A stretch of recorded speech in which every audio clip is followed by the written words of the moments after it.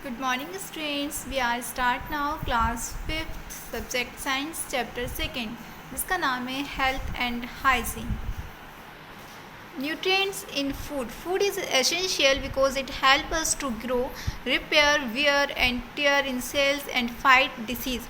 Food हमें बहुत ज़्यादा ज़रूरी होता है, एसेंशियल होता है बिकॉज क्योंकि ये हेल्प करता है हमारी ग्रोथ में, रिपेयर में, यानी हमें कहीं चोट लग जाती है तो हमारे टिश्यू की रिपेयरिंग करने में, वेयर एंड टेयर उन सेल्स को ठीक करने में एंड फाइट डिसीज़ और बीमारियों से लड़ने में. Food has some special substance called nutrients. Our body need these nutrients to grow and stay healthy.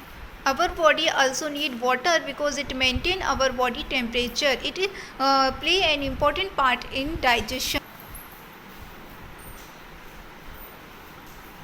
हमारी बॉडी को वाटर की बहुत ज़्यादा ज़रूरत होती है क्योंकि ये हमारी बॉडी के टेम्परेचर को मेंटेन रखने में हेल्प करता है एंड डाइजेशन में इम्पॉर्टेंट रोल प्ले करता है. नेक्स्ट पॉइंट है balance diet. What is balance diet? A diet that contain adequate amount of different components of food required for healthy functions of our body is called a balance diet. यानी कि हमारे खाने में हर तरीके की चीज़ें होना चाहिए, यानी vegetables, fats and sugar rich food, bread, other potatoes, milk and dairy products. ऐसा नहीं है कि हम डेली के डेली अगर दाल खाएंगे, डेली के डेली चावल खाएंगे या आलू की सब्ज़ी खा रहे हैं तो हम हेल्दी रहेंगे. नहीं, हमारे खाने में दाल, चावल, रोटी सब कुछ प्रॉपर क्वांटिटी में अवेलेबल होना चाहिए. इसको बोलते हैं balance diet. Disease. Lack of any components of food in our diet can cause disease. अगर हमारे फूड में कोई भी कंपोनेंट्स कम होगा, हमारी डाइट में अगर हम कुछ चीज़ नहीं ले रहे हैं तो हमारी बॉडी को प्रोटीन, कार्बोहाइड्रेट, फैट्स ये सब चीज़ें प्रॉपर क्वांटिटी में नहीं मिल पाएंगी जो कि क्या करेंगी, डिसीज़ कॉज करेंगी. इसलिए प्रॉपर डाइट लेना बहुत ज़्यादा ज़रूरी है. Or disease is a status in which a function or part of the body is no longer in a healthy condition. और डिसीज़ भी टू टाइप्स की होती है, एक communicable disease and non communicable disease. First हम study करेंगे non communicable disease. What is non communicable disease? Non-communicable disease are those that do not spread from one person to another. Non-communicable disease वो होती हैं जो एक person से दूसरे person में नहीं फैलती हैं. जैसे कि अगर आप खाने में कुछ नहीं ले रहे हो तो आपके अंदर प्रोटीन की कमी है या कार्बोहाइड्रेट या फैट की कमी है, तो ऐसा नहीं होगा कि आपके पास वाले को भी उस चीज़ की कमी हो जाए. नहीं, क्योंकि आपने डाइट में नहीं लिया है तो कमी आपको होगी, बीमारी आपको होगी, आपके पास वाले को नहीं होगी. तो ये क्या होती है? नॉन कम्युनिकेबल डिसीज़ होती है, यानी कम्युनिटी के थ्रू ये फैलती नहीं है, स्प्रेड नहीं होती है. कौन कौन सी है? नाइट ब्लाइंडनेस विटामिन ए की कमी से होती है, वेरी विटामिन B1 की कमी से, rickets vitamin D, scurvy vitamin C, goitre iodine की कमी से होता है, एनीमिया आयरन की कमी से.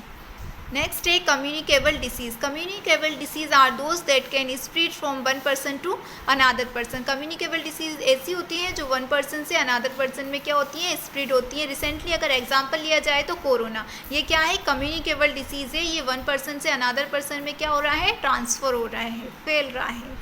नेक्स्ट है हाइजीन. हाइजीन में भी define as practice that help to ensure cleanliness and good health.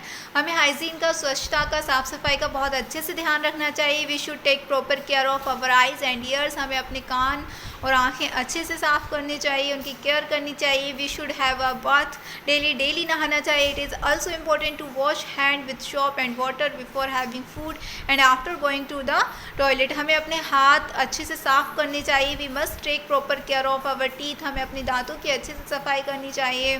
Surrounding cleans, हमें अपने आसपास भी अच्छी साफ़ सफाई रखनी चाहिए. We must take proper care of our hair and keep our finger nails short. हमें अपने नाखून भी बड़े नहीं रखने चाहिए. लड़कियों का बहुत शौक होता है, बहुत बड़े नाखून रख लेती हैं. ये कोई फैशन नहीं है. इससे क्या बीमारियां फैलती हैं. हम उन्हीं हाथों से खाना खाते हैं तो वो हमारी बॉडी के अंदर जाता है और बहुत सारी बीमारियां कॉज करता है. हमारे हैंड्स में इतने सारे बैक्टीरियाज होते हैं. अगर आप अपने हैंड्स को माइक्रोस्कोप के द्वारा देखो तो आप अपने हैंड से इतनी ज़्यादा कुछ कर ही नहीं पाओगे, इतनी ज़्यादा आपको गंदगी लगेगी कि अपने हाथों में कितनी गंदगी है. इसलिए हमें अपने हाथों को बहुत ज़्यादा, और कुछ भी काम करो आप तुरंत अपने हाथों को वॉश करना चाहिए. Exercise most important. डेली सुबह उठकर सबसे पहले एक्सरसाइज करनी चाहिए। Exercise is essential for remaining healthy रहने के लिए एक्सरसाइज बहुत ज़्यादा ज़रूरी है। Regular exercise improves blood circulation, ये हमारे ब्लड सर्कुलेशन को इम्प्रूव करती है body and help you stay fit, और फिट रहने में हेल्प करती है। Playing outdoor games such a hockey, football and cricket is another way of staying fit. Yoga and ancient system of exercise practice in India is also useful. Okay, thank you.